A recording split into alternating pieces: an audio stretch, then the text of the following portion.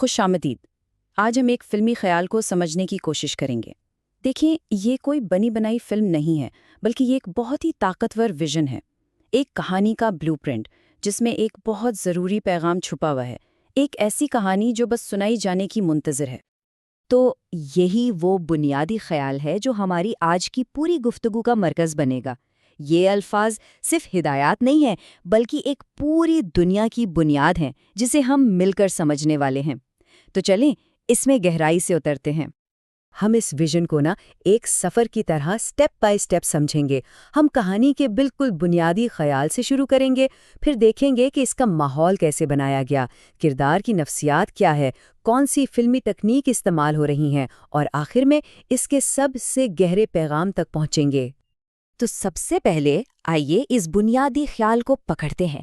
یہاں ہمارا مقصد صرف کہانی سننا نہیں ہے، بلکہ ان تخلیقی فیصلوں کو سمجھنا ہے جنہوں نے اس پورے تصور کو شکل دی ہے۔ اچھا، اس کہانی میں جو چیز بہت ہی دلچسپ ہے وہ یہ ہے کہ ماحول صرف بیک گراؤنڈ نہیں ہے، یہ خود ایک کردار کی طرح کام کرتا ہے جو ہماری ہیرو کی اندرونی کیفیت کو ظاہر کر رہا ہے۔ سوچیں ذرا، رات کے وقت خالی سڑکیں، یہ سنتے ہی ذہن میں فوراً تنہائی کا احساس آتا ہے نا؟ یہ سڑکیں صرف ایک لوکیشن نہیں ہے، بلکہ یہ کردار کے اندر کے خالی پن کا عکس ہے۔ اور پھر آتی ہیں یہ ٹمٹماتی روشنیاں، یہ کتنی خوبصورتی سے امید کی علامت بن جاتی ہیں، جو کبھی جلتی ہیں، کبھی بچ جاتی ہیں، بالکل اس لڑکے کی غیر یقینی ذہنی حالت کی طرح، ایک بہترین بصری استعارہ۔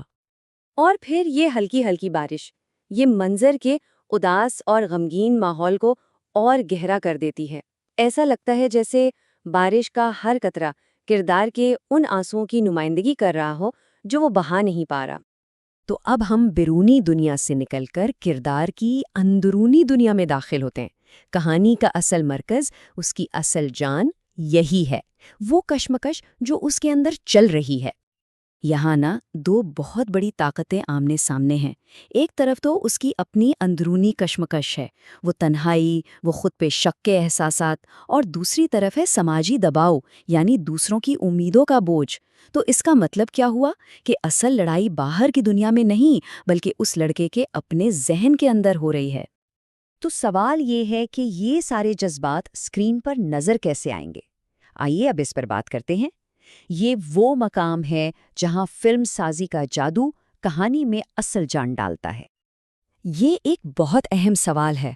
جب کوئی کردار خاموش ہے تو اس کے اندر جو طوفان چل رہا ہے وہ دیکھنے والوں تک کیسے پہنچایا جائے؟ اس کا جواب فلم کی اپنی زبان میں، اس کے ویژولز میں چھپا ہے۔ دیکھیں، یہاں ہر ایک ٹول کا ایک خاص مقصد ہے۔ جیسے ڈرامیٹک لائٹنگ، وہ کردار کے چہرے پر جو سایہ بناتی ہے وہ اس کی اندرونی کشمکش کو دکھاتی ہے۔ پھر سلو موشن، وہ وقت کو جیسے تھام لیتا ہے تاکہ ہم اس ایک لمحے کے جذبے کو پوری طرح محسوس کر سکیں۔ اور آخر میں جذباتی میوزک، یہ وہ زبان بولتی ہے جو الفاظ سے ادا نہیں ہو سکتی۔ اور یہ سب چیزیں جب ملتی ہیں تو ایک گہری جذباتی کہانی وجود میں آتی ہے۔ لیکن یہ کہانی صرف اندھیرے اور مایوسی پر ختم نہیں ہوتی۔